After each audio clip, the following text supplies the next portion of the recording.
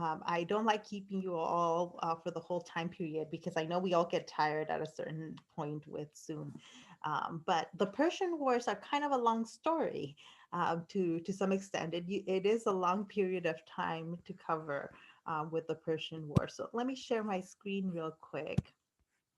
And I want to, oops, am I in the wrong place? Give me 1 second. Aha, here we go. Okay, so mostly I wanna go through what you all have due this week. So I um, I'm gonna be grading all your primary source analysis paper. They will all be graded by Sunday. So give me a little bit more time with those. But you do have a discussion board post on the Rise of Persia to answer. So these are 6 questions. The first two you need the reading for.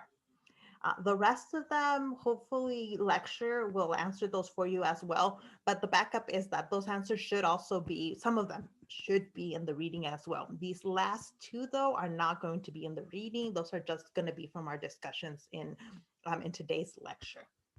Right, and let me see. No, nobody has posted it yet, but as soon as this class is done, you will have all the answers that you will need to answer these 6 questions, and you can go in and answer them. I noticed that some of you like to wait to the last minute, but not everyone does.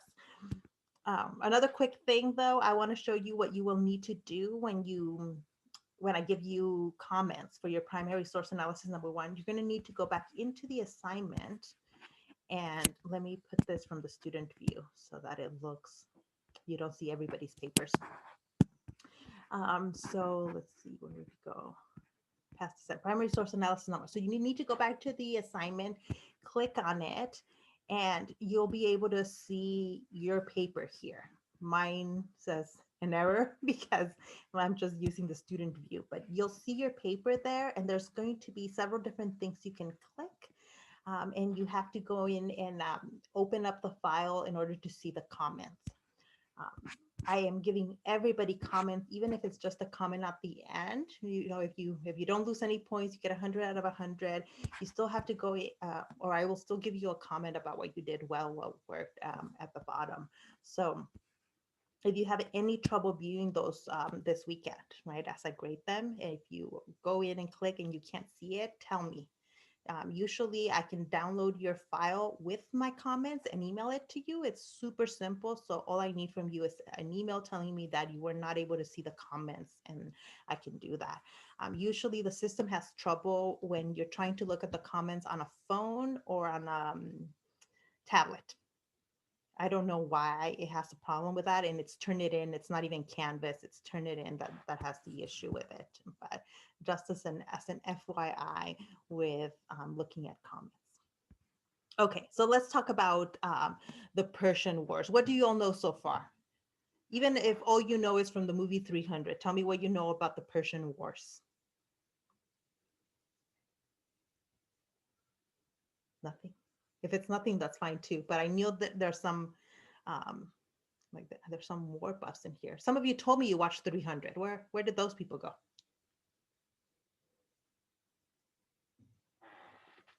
No, okay. Then I will assume you know nothing, and we'll start from scratch then.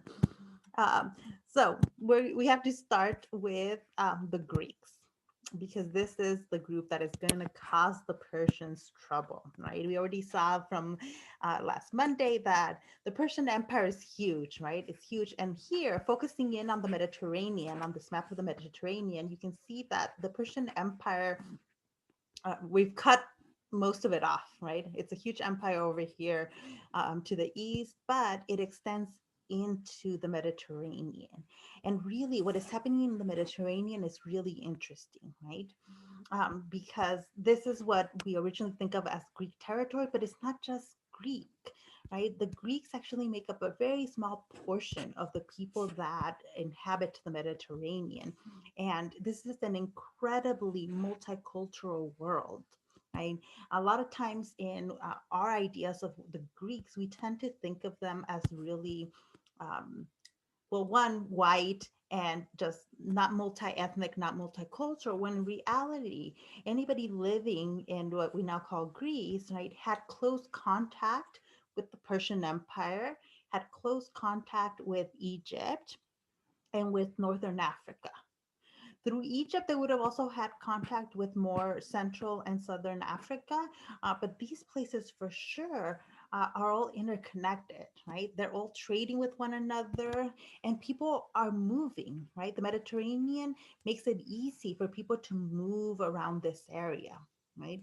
So I'm going to talk about later about how the Western Europe and the US has adopted Greek history as our own, right? We like to claim it as that's our those are our ancestors, and in reality not really, right? Greece is over here and it actually doesn't have a ton of contact with what is now Western Europe, right? There is some contact but it's limited. People in the Mediterranean are connected with one another and not so much with kind of Northern Europe because there's big mountains here blocking them. Greece and the rest of the Mediterranean actually has easier access to Persia and the Persian Empire rather than Northern Europe. So the people that settle here are probably coming from all over these regions of the Mediterranean, and they're really shaped by that geography, right? By living in the Mediterranean and the geography, which is made up of low, steeped mountains, right? So, for example, here you have a bunch of islands, these that become city states, but they can have vastly different terrain, right? Vastly different terrain. Some of them, they're all of course, coastal, right? Yes, you see Troy on the map. It is a real place. We believe it was a real place in Sparta. Yeah. Um, Let me go back here. So we do believe that the Trojan War was actually a real war. We just don't think, the gods were probably not involved, but that people believe that gods were involved in this. So Troy is this island over here in what is now Turkey, right? And you see Athens here and in Sparta, some of the major players in the Mediterranean. But even all of these city states, right, all these places don't have one shared identity because there's a lot of geographical difference between these places. And so they're not a unified place, right? Because they're so geographically different, and the mountains kind of create these small spaces throughout the Mediterranean, they end up developing a very different system of government in every individual city state. So the city state is the polis. That's the word for it, but we can think of it just as a city state. It's made up of a city and then the farmland around it. That's it. That's the city state, right? The main central city state, right? Communicating amongst each other over land was not easy for the Greeks, right? So they're largely communicating via the Mediterranean, right? That makes it easier to communicate, right? So for the Greeks, for example, in Athens, going through to Troy via the land is difficult. Instead, it's much easier to get on a boat and head to Troy, right? Much easier. Or same for like the Spartans and the Athenians. They get from one place to another via the ocean, not really over land. Going over land is just too problematic for them right now. There's mountains, there's all kinds of different terrain, so they just would not be doing that. They would be traveling by sea. And so that place them makes them really connected to everyone else in the Mediterranean, right? Now, the city state or the polis is made up of an urban center, right? So the city.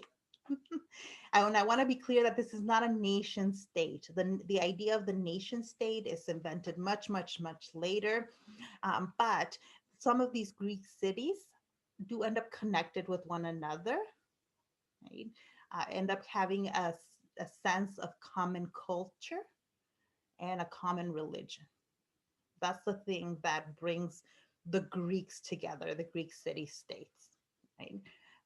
There's a shared kinship, shared language, right? So similar religious ideas, worshiping of the same gods. They speak the same language, but the Greeks are not a unified place, right? The Athenians don't see themselves as having a lot in common with the Spartans. And the Spartans certainly don't see themselves as having a lot in common with the Athenians, right? Because they have totally separate political identities, right? So even though they share a language and they share religious beliefs, they see themselves as different, right? And that sovereignty, that identity of being independent was really important for the different Greek city states, right? So we will primarily be focusing on some of the major players only because we don't have time in a world history class to get into all the different city states, but they all have very different identities to one another. And again, very little in common. They don't see each other as having a lot in common here. That's actually going to be created over the course of the Persian Wars. Uh, One of the things that we do start seeing in early Greek history, though, is colonization. These city states are interested in growing, but they're limited in terms of their geography and how much they can grow naturally. So instead, what the a lot of Greek city states do is engage in a colonialism project. They travel by sea to other places and they assert their authority over colonies, over other cities, right? And a lot of times, this new colony, the new city that is being taken over by a city state, is going to be remade in like kind of the look of the original city state. So for example, Athens has a lot of colonies. When they go somewhere else, maybe to what is now southern Italy or southern France, they they take over the land and the people and they make it look like Athens, right? The columns, all these things would look, if you end up in a Athenian colony, it would look a lot like Athens, right? Other places, Corinth, for example, is another city state that has colonies. And if you went to a Corinth colony, it would look a lot like Corinth, and you would be able to distinguish them apart. You would be able to say, this is an Athenian colony, and this is a Corinthian colony, right? The Spartans don't have a ton of colonies. They're not really interested in that. But the rest of the Greek city states are interested in expanding, right? Um, Over the course of this time period, several Greek city states emerge as being more powerful than the rest. The first is the Athenians, and then of course the Spartans are going to become really powerful as well. But again, the Athenians and the Spartans don't see each other as having a lot in common, right? They have very separate identities. And so that's one of the things that I want to look at, right? What do you know about Athens? I'll stop sharing for a second, but that slide gives you a hint. What is Athens famous for? Nothing. Athens had art and philosophy, absolutely, right? A lot of the Greek philosophers that we know of are actually from Athens.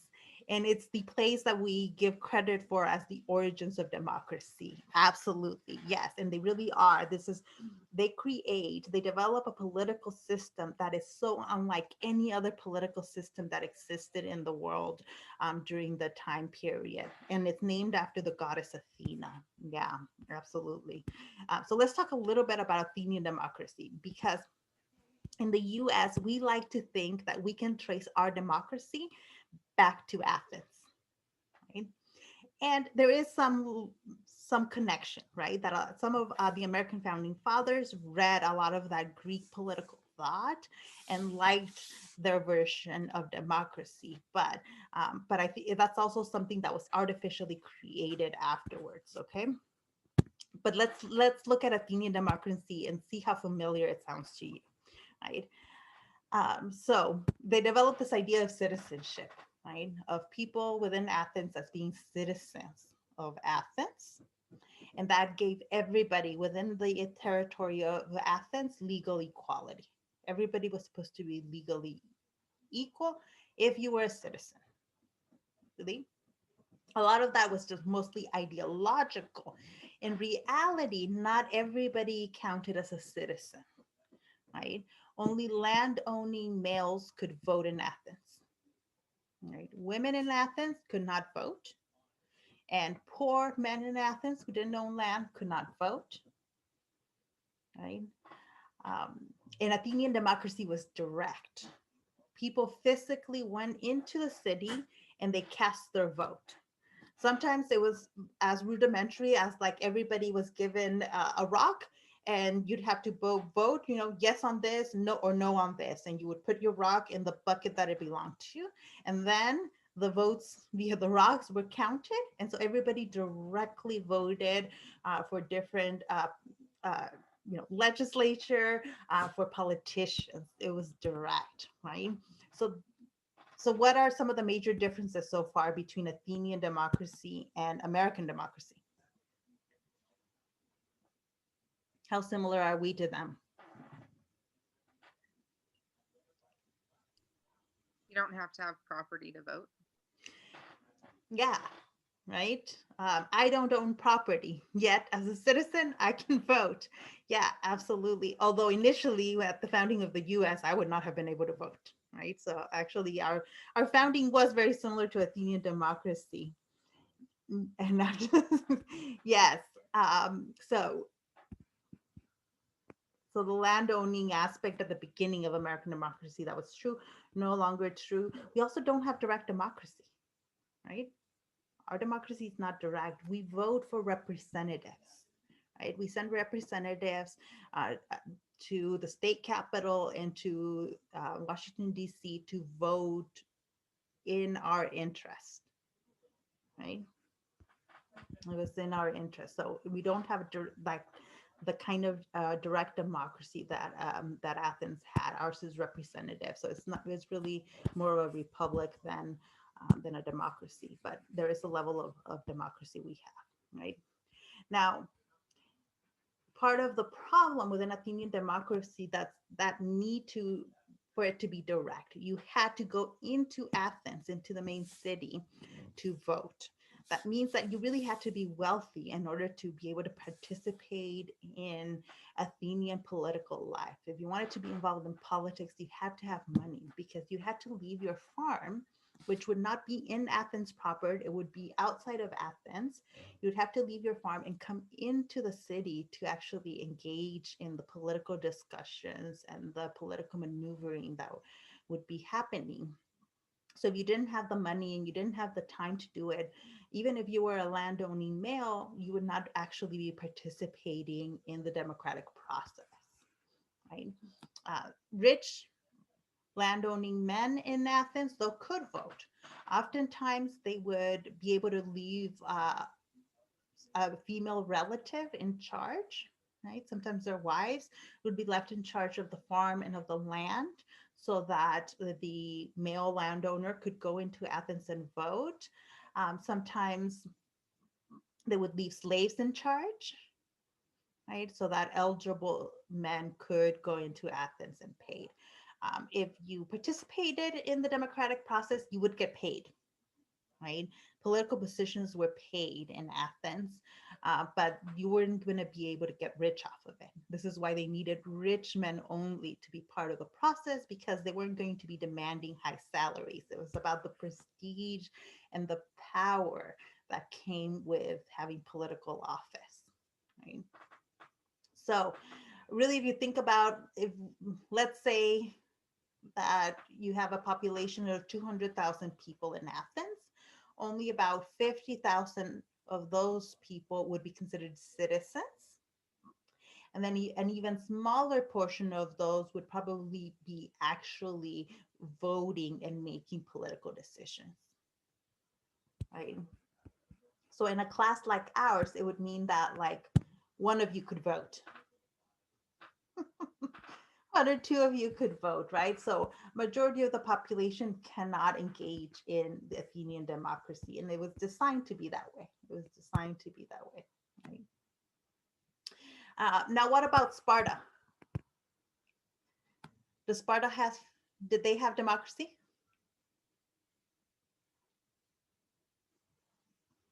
Like pop quiz, were the Spartans democratic? Gerardo, you are completely correct. They were not democratic. The only city state with democracy was Athens, right? The only one. So it wasn't even like a widespread Greek political unit. It was only the city state of Athens that had democracy. So what did the Spartans have? If they don't have democracy, what kind of political system would you say they had? They had a king. They have a king. Yes. They have a king.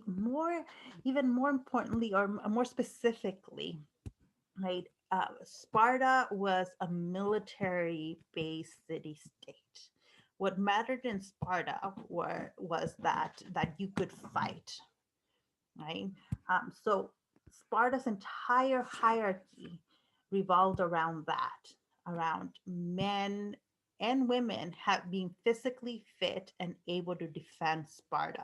Yes, it's a warrior culture. It's a warrior culture. So at the very top of the Sparta hierarchy were the Spartiales, the military leadership who could vote. Right? These are the only ones that can vote. Is the military leadership, right?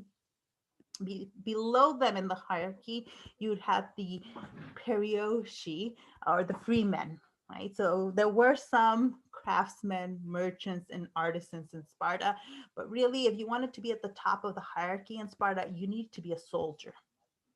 More than a soldier, you needed to be a military leader in order to have a say. Otherwise, you really don't have a say in Sparta. So men at the top of this hierarchy, right? This was a patriarchal society, so military leadership at the top, then free men. Below free men would be the helots. The helots is just the word used for slaves. Slaves were next in the hierarchy. Women, we'll get back to women in a second because Athens has a more complex social hierarchy, right?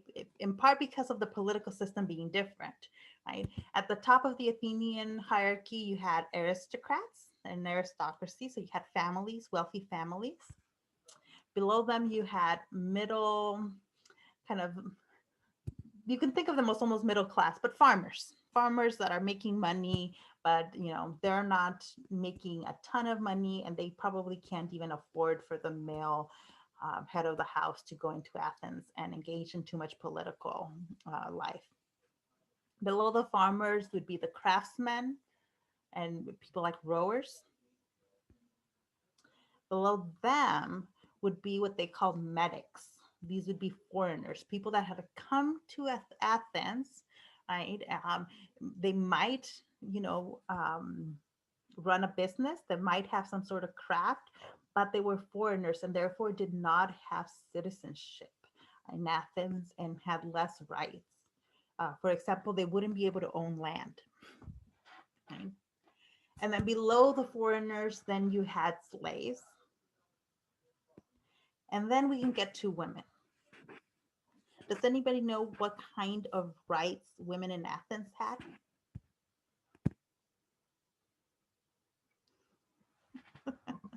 Not very many. Not very many. Most of the rights women had, or most of the positions that women had, was as connection to certain goddesses. Women were important in certain religious rituals, mostly the rituals that revolved around female goddesses, but women could not vote, right? Women were legally under the control of husbands and fathers, right? So they had very little legal rights in Athens, right? They couldn't vote, so they were not citizens, and just legally, women had very limited rights in Athens. Sparta is different, though. Sparta is different. So free women were less than slaves, pretty much, pretty much. I mean, I think being a slave is still worse because you're not free to move in the same kind of way. But women couldn't engage in a lot of, like, you couldn't sue, you couldn't work, you couldn't do anything without the authority of a male family member. And that's, I kind of put them at the bottom mostly so that I could talk about them last. But so technically they might be above slaves, but the difference over here was more minimal. In Sparta, there is a big difference. In Sparta, women could own property.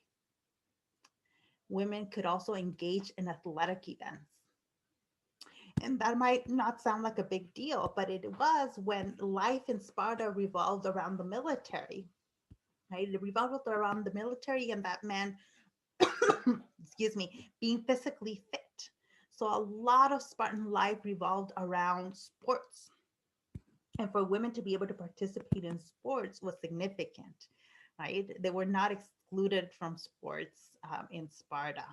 Now, why do you think women have property rights and basically more social rights in Sparta than they do in Athens? Any guesses? Why would Sparta, a military society, give their women more rights than than the Athenians, a democratic society? Carlos, that is excellent. That is a large part of the answer is the men were constantly at war, right? If Sparta was constantly at war, then who's left at home to run the farms, to run the household? Women. And so that you needed to give women some level of authority to be able to run Sparta while the men were away, right? The other thing was the kind of eugenics that Sparta practiced. So if you ever take a class with Dr. Duran, who is our Sparta expert at Cal State LA, he literally wrote a book about the history of Sparta, and he calls what the Spartans did eugenics, because their whole goal was to create the best soldiers possible. Okay, they had to create, that was their main goal. So everything in Sparta revolved around making the best soldiers. To do that, you needed to focus a lot on then physicality, right? Boys were trained from a very young age. I think from the age of 7, a family would give up the son, and he would be trained, right, to become a soldier. But they realized really quickly that you didn't just need the men to have good genes and to have the athletic bodies to be good soldiers, that you also needed the women to have the athletic genes that would help produce great soldiers. And that is why women in Sparta were not just allowed to participate in sports, but it was necessary for them to also participate in sports, right? Because they were trying to produce the best soldiers possible. And as a result, they needed women to be good too, right? Um, the newborns were judged by their strength to live and become soldiers. Absolutely. Yeah. It was judged really on, I mean, a sickly baby was of no use to Sparta, right? Because a sickly baby would not make a physically fit soldier, was the idea. Yeah. The brains of the group were basically the women. Yeah. Yes, but it was also necessary for the women to be physically fit. So they emphasized like the whole idea of being physically fit what existed for the women. They just weren't like the men were taken at the age of 7 and trained from that point on. Right, women had a slightly more relaxed education in which there was physical fitness that they were taught, but they were also taught to read and write, for example, to do basic math. So they were given a basic education, the women in Sparta were.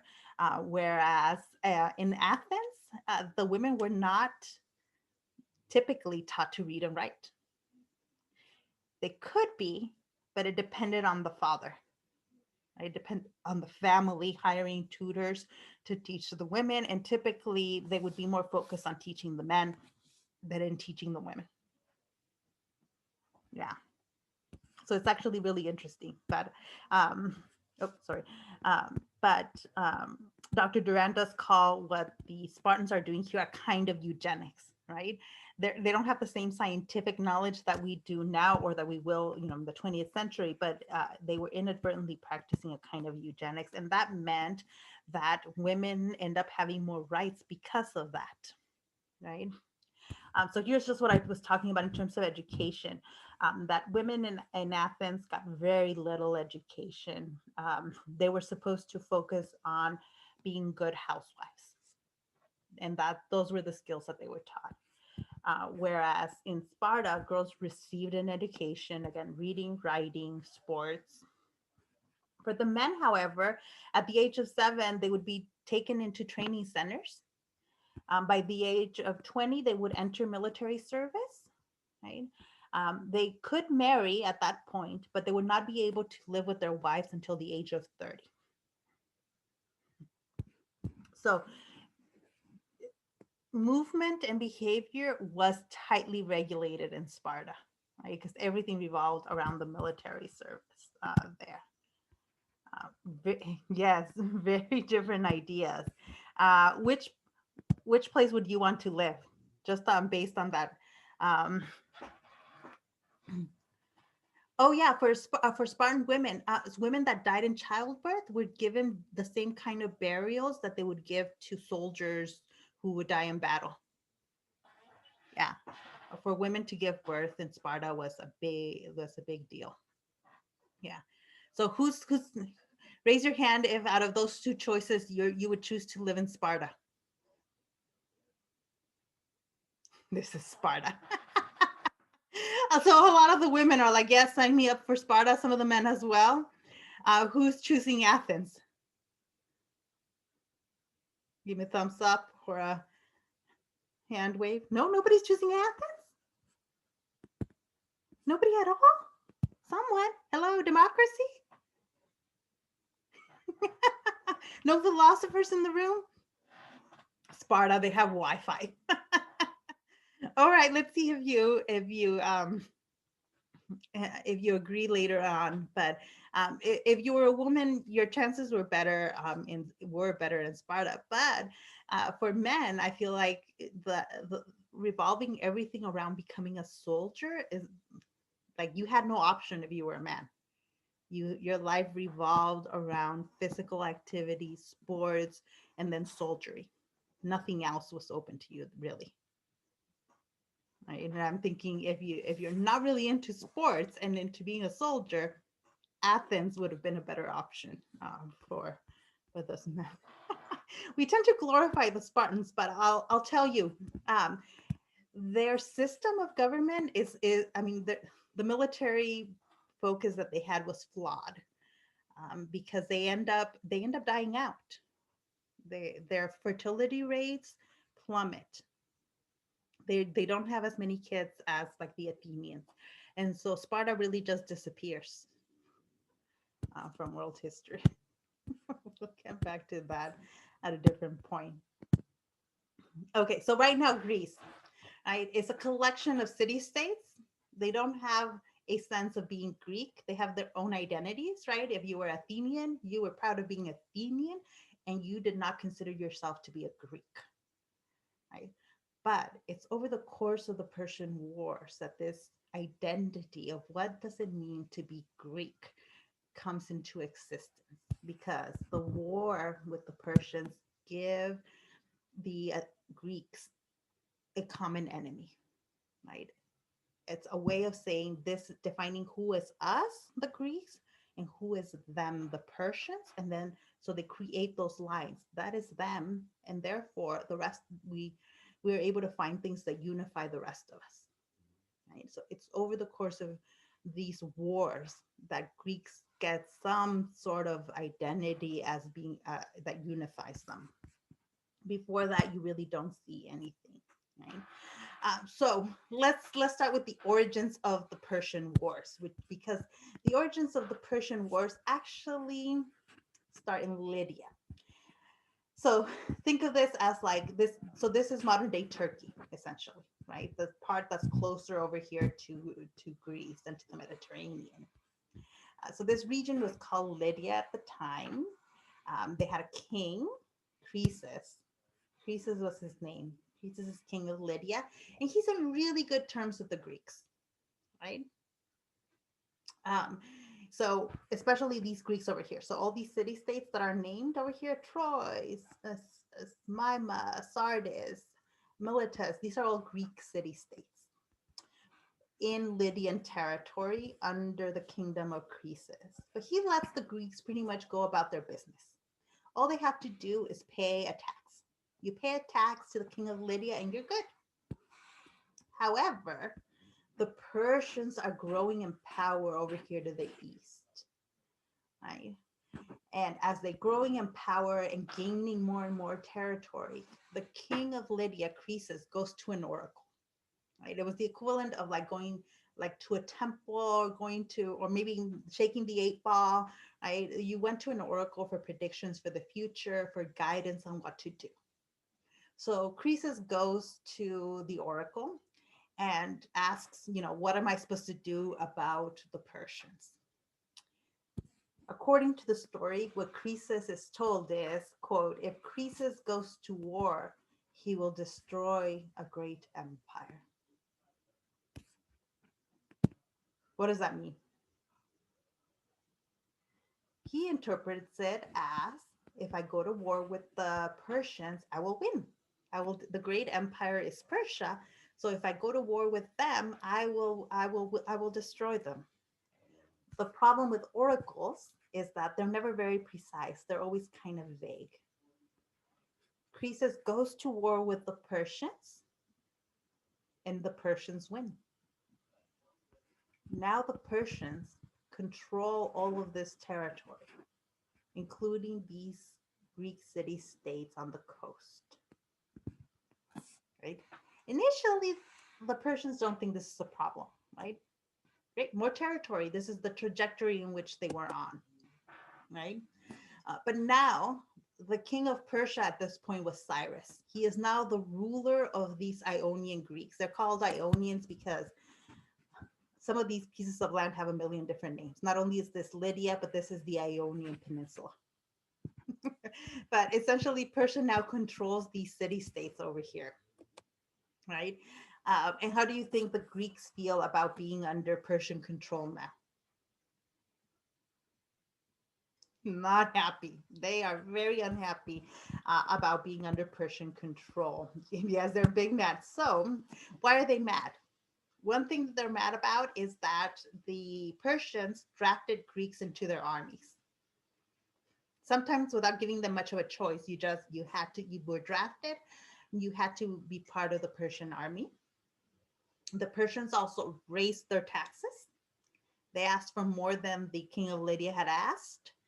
And they also asked the Greeks to house Persian troops. So Greek families had to open up their homes to Persian soldiers. I always wait in the chat to see. Yes, they would, Ruben. Yes.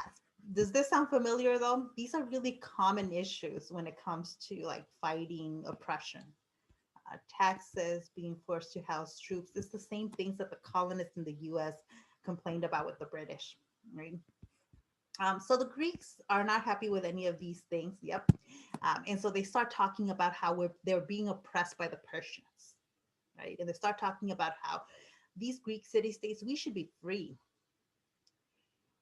Here's the thing though. The taxes that they're being asked to pay might have been more than they had been paying before, but it wasn't that much. And remember that being part of the Persian Empire came with a lot of privileges, right? You would be protected by the Persian armies.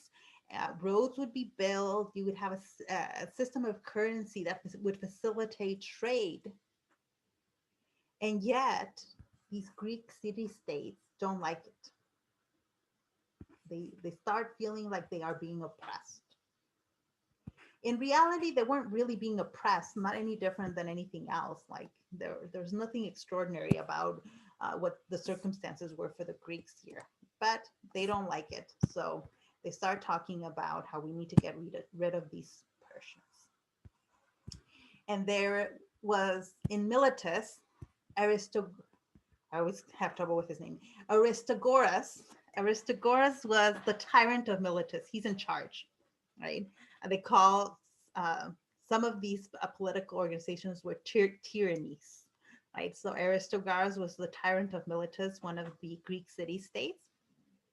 He decides this is a great political opportunity, right?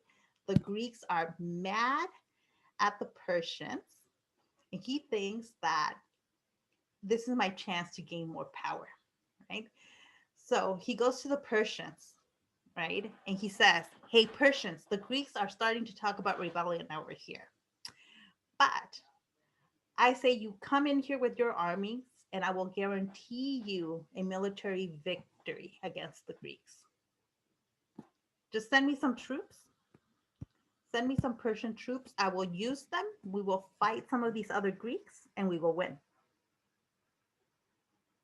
How do you think it goes for him? Not really well. He kind of screws up. The Persians send some military over to like the coast and they fail. They fail. Instead, what the Persian troops do is they manage to piss off all the Greeks in the coast because now they feel like we're actually being invaded by Persian troops over here. We've been attacked. Aristogoras survives this battle. He's alive, but now he's in hot water, right? He's kind of screwed himself because he promised the Persians victory and he has failed to deliver that victory. So now if you're Aristogoras, what are you going to do? You've pissed off the Persians. The battle has been lost. What are you going to do? Fight. Yes, Ariana, fight. And that is what he does. He decides, all right, well, screw the Persians. They're not going to help me, right? I just screwed up with them. So instead, he goes to the Greeks and he convinces the rest of the Greek city-states that they need to go to war with Persia, that they need to rebel. And it works. The Greeks were already primed, right? They've been really unhappy with Persian control. And so they don't even need a lot of convincing. They're ready to go to war. So now the Greek city-states have gone to war. If you're Persia, what are you going to do?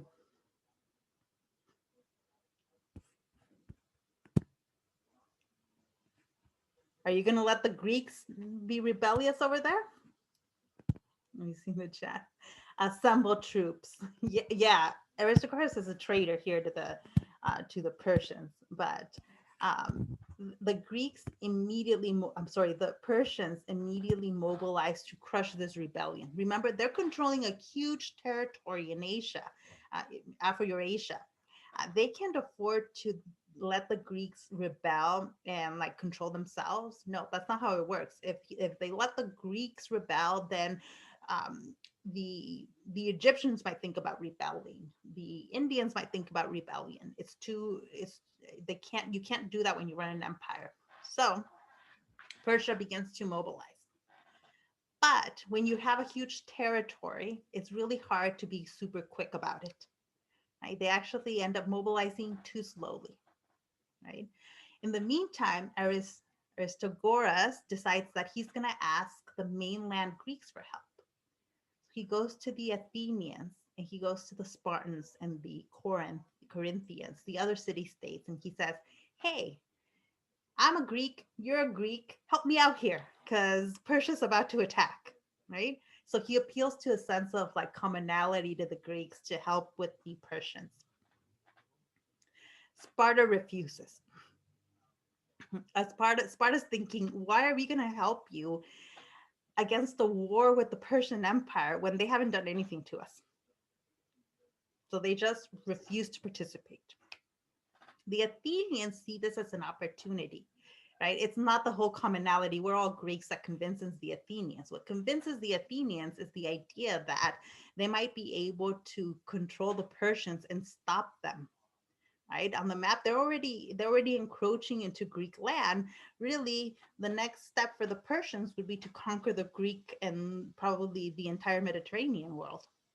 So the Athenians are interested in putting a stop to the Persians, right? So the Greeks decide to burn the city of Sardis. The city of Sardis is in modern-day Turkey, right? And they actually managed to drive all the Persians that were there out, kick all the Persians out. In the meantime, though, the Persians have been assembling their armies, right? And finally, after Sardis is burned down and the Persians that are driven out, the Persian army finally comes into the Ionian Peninsula in full force, and they win. It's not even a sort of victory, kind of victory. No, it is a complete Persian victory. They crush the Greeks. Is the story done?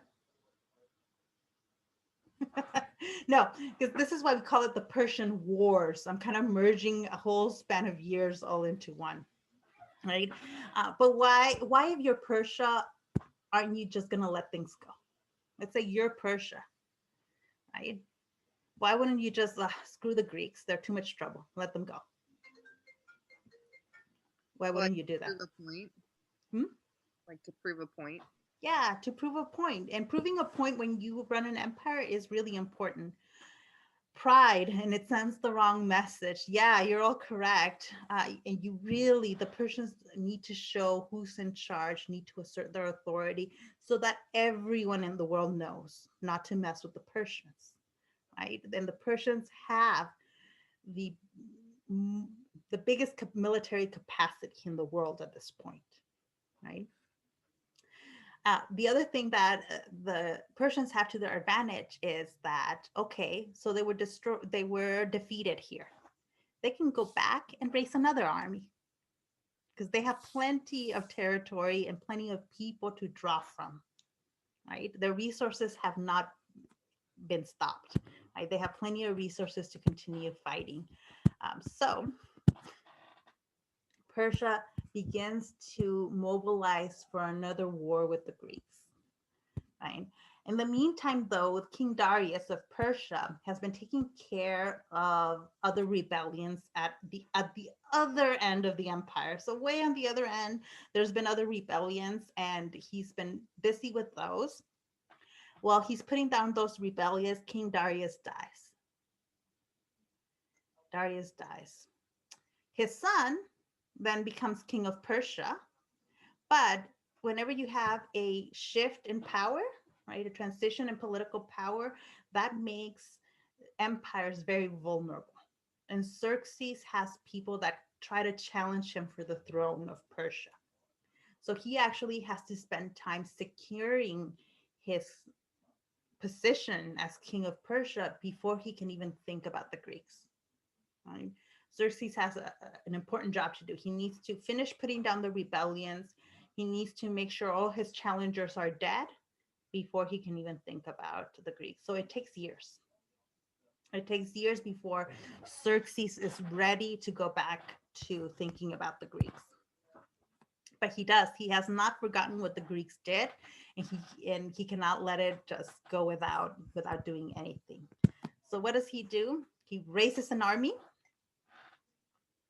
He takes his army across the landmass and across the Mediterranean to Greece. Right? What's amazing though about this is he's done with the Greeks. He's like, nope, nope, this is it. You thought you could challenge us before. He's gonna bring in an even larger military force than has ever been put together before. Huge groups of men now have to march across the continent. And the problem with that is the logistics. How do you feed an army that is large and is going to walk across the continent like that? Logistics are different, are difficult. So he ends up having to create supply chains along the continent where the army is going to be marching, right? So he has to make sure that there's enough food, that there's enough equipment as the army's marching across it. As a result, he actually creates a network of roads and cities all around that marching route, right? So that's actually the thing that delays Xerxes even more, is that he has to supply a large army, right? So this isn't even all the march they did, right? So the Persian army has to march through the entirety of the Persian Empire before they get to the city of Sardis. Then from here, now they're close to the Greeks. Now they have to march all the way through this land across. They have to make this jump out of this water. By the way, they end up actually having to create bridges and structures that did not exist before in order to move their army. Right. Along with the land army, Xerxes also brings a navy. Right. So these two lines, this one on land, this represents the army. And then this line down here in the water, this represents the Persian navy. Right. So he's moving them simultaneously, right? They're moving along next to each other along the coast. The navy is actually helping to supply the military as well, right? Because the navy can move around a little bit more freely than the army can over land. Right, so they start making their way over here, making their way down here to Athens. They've understood now that Athens is the big problem and they are out to get the Athenians, right? In the meantime, building canals, building roads all throughout this area, right? If you're the Athenians, what are you thinking now?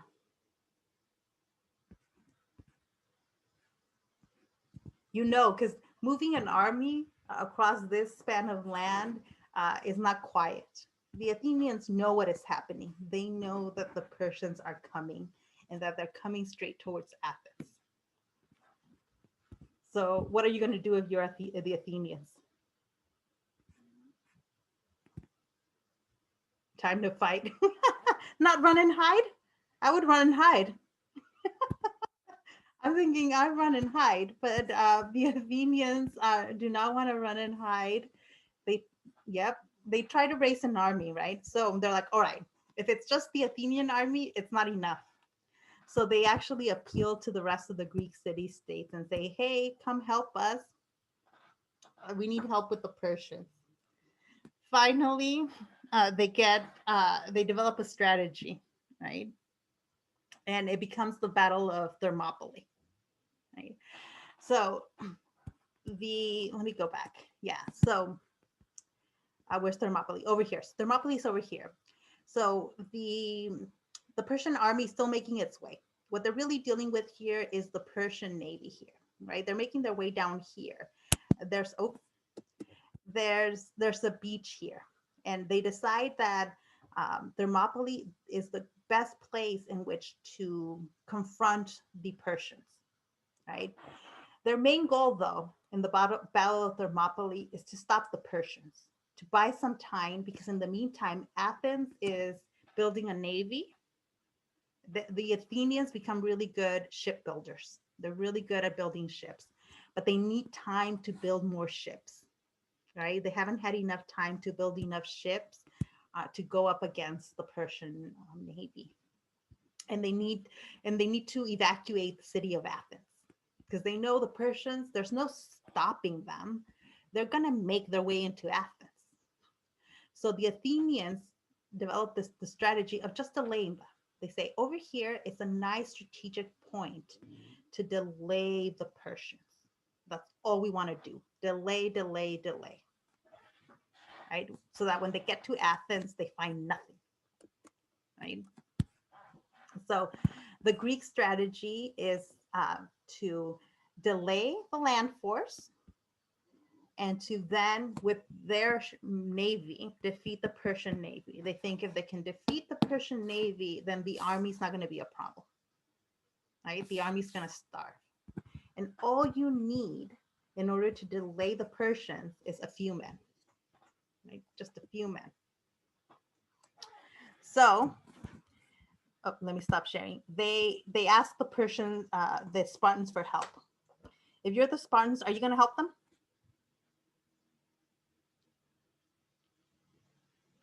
No. Yeah, there's actually a huge disagreement over whether Sparta is going to help the Athenians or not. They are afraid, the Spartans, about the Persian power. The Spartans don't want to be under Persian control. No way.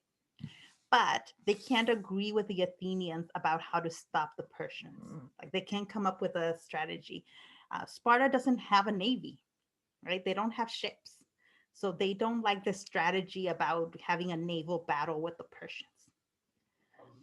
So the Spartans compromise and they decide, okay, Athens, we want to help, but we're not going to send you our entire military. We'll send you 300 men. Send you 300 men. That's what you get. That's all you get, 300. Is that enough? Not for a battle or not for the war. It's better than nothing, though. It's better than nothing. And that's part of why the Athenians decide on this strategy at Thermopylae, right? So you're gonna get to hear or get to see my little chicken scratches here, right? So this is the beach, and this is the Persians coming on the beach. They land on the beach, right? You have a bunch of Persian troops here waiting. The Persians decide they're just going to wait on the beach. They're like, let's see what's happening here. In the meantime, a small force that includes the 300 Spartans are over here. There's this small archway, the small narrow way of getting from the beach to where the Spartans are at, right? The Spartans are up here. And at first, they're just going to wait, right? Their whole job at Thermopylae is just to delay the Persians. So the Persians land on the beach with a huge number of men. And they sit for a day, they sit for 2 days, they sit for 3 days. They're sitting there for days at a time. And the troops begin to get really antsy because they're expecting the Greeks to attack or to run away. Right? Actually, Xerxes thought that the Greeks would just run away when they saw how many men they had. But the Greeks have only one task, delay. So they're not going to attack. There is a Greek spy who decides that he's going to make friends with the Persians, right? The spy. It's not, why can't I spell? Okay, the spy. He goes to the Persians and he tells them, hey, Persians, there's this little way over here in which you can just go around where the Spartans want you to come up. Just go around. So finally, the Persians are sick of waiting. There's no way that the Greeks are going to attack first. They're going to let the Persians wait as long as they want. But finally, the troops over here, they're too antsy. They launch an attack. They sent one of their elite soldiers to attack. So the Spartans meet them. They defend. Who wins?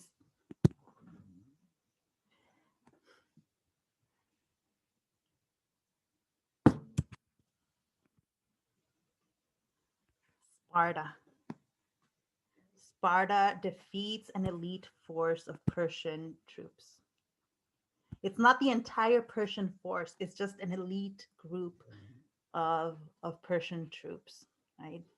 And the Spartans win. Now the Spartans didn't really expect to win. This is pretty much a suicide mission, right? This is a suicide mission. Their only job is to hold the Persians back. That's it. It's just to wait it out, right? So the Persians are like, no problem. We'll send another elite force. We got more men here. We'll send another elite force. It's another battle with the Spartans. The Thebes, there's also a few Thebians, a few soldiers from other city-states. Who wins this battle?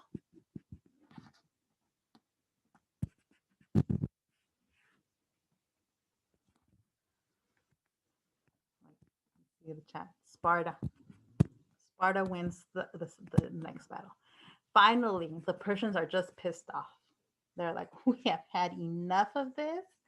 We are going to send our most elite soldiers, the immortals. You are not going to stop these guys. So Sparta's like, all right, who wins this one?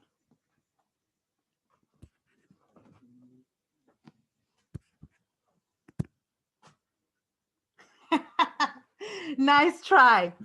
This one, finally, the Persians win. They crush the Spartans. There was just no way. The Spartans had gotten lucky the other two times, really. I mean, it was kind of that part of it was luck, and part of it, I have to admit, was probably the all or nothing. Like, there was no way the Spartans were going to survive this, right? It was all just to delay the Persians from coming. And so they were heavily outnumbered, right? This is the movie 300, right? They have got 300 against the largest military force ever assembled at this point. And the Spartans are crushed. They are crushed. Let me stop sharing this and go back to go back to this part. So they lose. Ultimately, the Greeks lose the Battle of Thermopylae. Except they never expected to win this battle. Never expected it, right? Their only purpose was to delay the Persians so that the Greeks could build more ships. In that sense, then, the Greeks have been successful. They won by losing. Yeah, because that was the strategy all along, was just to delay them. And that was the sole purpose. So this gets very famously depicted in the, why do I keep clicking on the wrong thing? in the movie 300, right? This is not technically the end of the Persian Wars, but it's effectively the end of the Persian Wars, because the tactic works. The Athenians are able to build their ships, and they have a significant navy that then goes up against the Persian military, the Persian navy, and they beat the Persian military navy. Xerxes ends up running back home immediately. He even leaves his wife and mother behind. He just runs back home, leaves his mom and his wife behind, and leaves his troops to be destroyed on their way back to Persia to fend for themselves. This, though, for the Greeks is big, right? This is the heroic epic of Greece, right? This is where all the stories come from. When you think of Athens and you think the Acropolis and the big temples and all the fancy buildings, this is when they get built. They get built after the Persian Wars, right? Out of this, the war with the Persians, it is very clear. The Athens and Sparta are the undisputed leaders of the Greek world. They are in charge. Greece now is free from outside influences. If they had lost, they would have been absorbed into the Persian Empire, and we wouldn't probably even know much about Greece, right? This would have been Persia. We would be talking about Persian victory, Persian greatness. We wouldn't be talking about the Athenians and their democracy or the Spartans and their military, because they would have been crushed. Like, literally, there would be no temples, no big buildings in Athens today if the Greeks had lost this war. A question that a lot of people like to ask, though, did the right side really win? Because what happens after this victory against the Persians? What do the Greeks do with their win?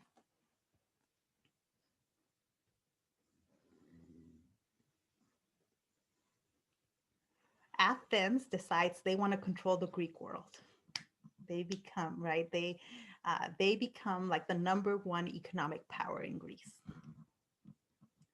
What does Sparta do?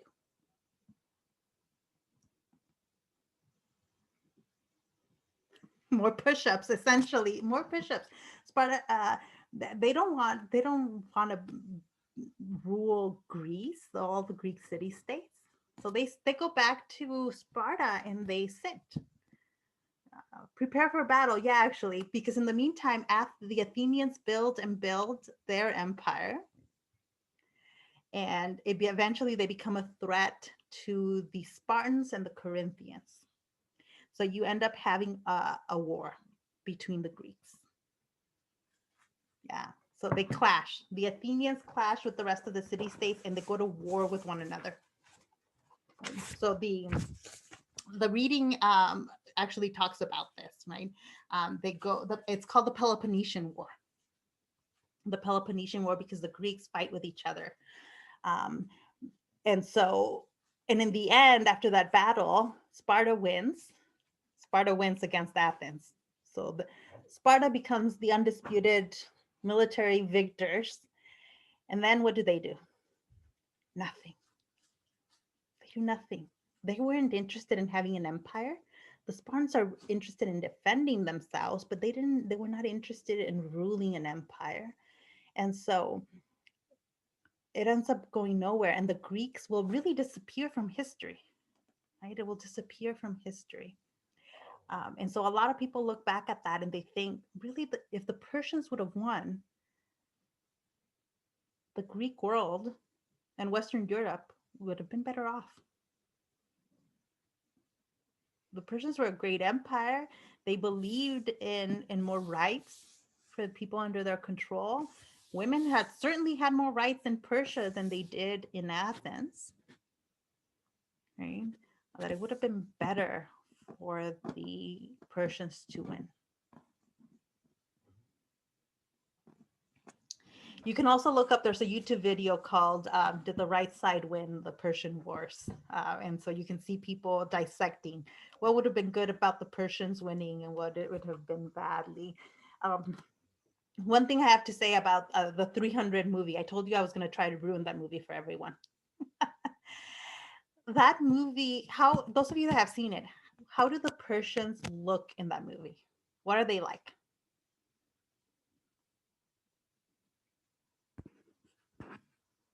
Ginormous and ugly.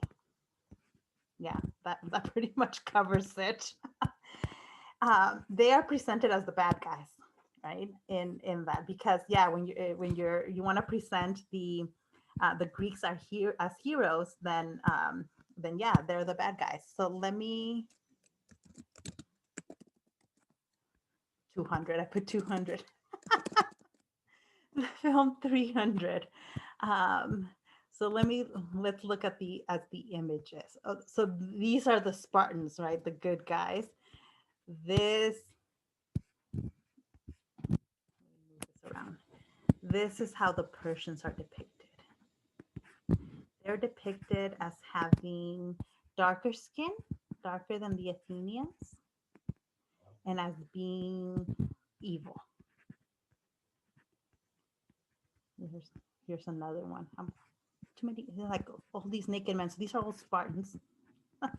Here's another picture where you can see this is how the Persians come off looking. They look like Professor, weird. Yeah?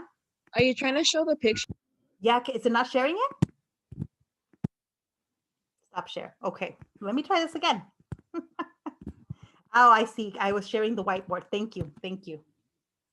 Okay, here's the picture. You can see that, right? So this is a good kind of representation of how the Persians come off in the movie 300.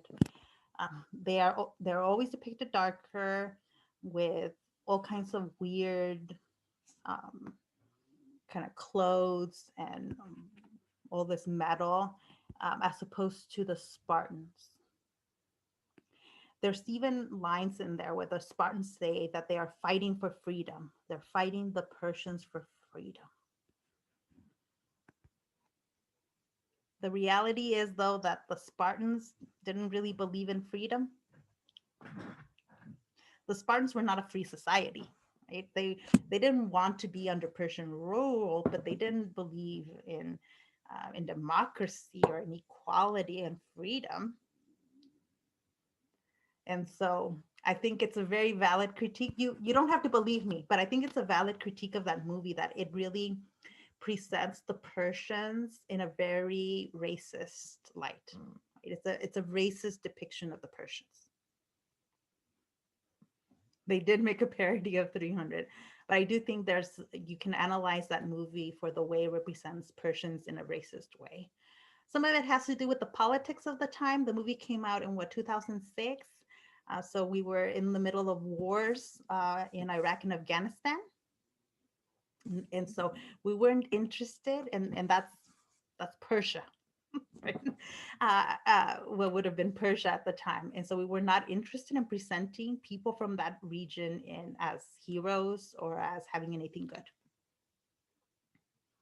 right? So in reality, none of that's going to ruin your enjoyment of the movie if you like it, but it's just a way of analyzing it a little bit more critically. That their depiction of the Persians isn't accurate. Right? The Persians were the most advanced empire, the most advanced community during the time. Right? But we see ourselves as more connected to the Greeks, right? We feel connected to the Greeks because of Athenian democracy, which we borrow centuries later, right? And we don't have the same sense of connection with the Persian Empire, right? And I'm like, even though hopefully one of the things that I'll keep arguing, especially once we get to Roman history, is that our connection to the Greeks and the Romans, we kind of make it up. I mean, the Greeks disappear. They disappear from history, right? Athenian democracy disappears. The Romans did not have democracy, right? Democracy will pop up centuries later. But here, when Athens is crushed, democracy is crushed too. It doesn't survive anywhere, right? So whatever connection we believe we have with the Greeks, we make it up. We've made it up since then, right? We don't have a direct line to the Greeks in the same way that we imagine it.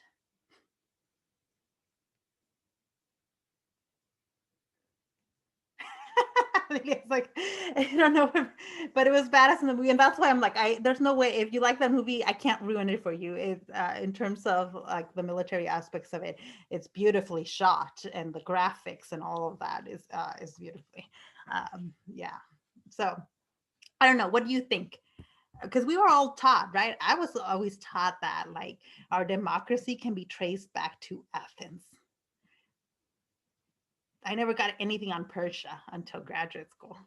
Uh, but I'm like, but actually, if I'm sitting and trying to be objective about it, I'm like, Persia was better than the Greeks.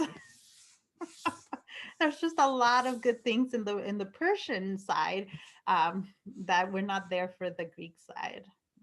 But there's room for debate, a ton of room for debate. Or have I only made you want to go see the movie 300 now? So it seems to be more of a male thing. More men seem to like it because it's a bunch of men crushing each other. Is it on Netflix? It comes and goes from Netflix. Last year it was on Netflix, but this year I'm not sure if it's still on Netflix.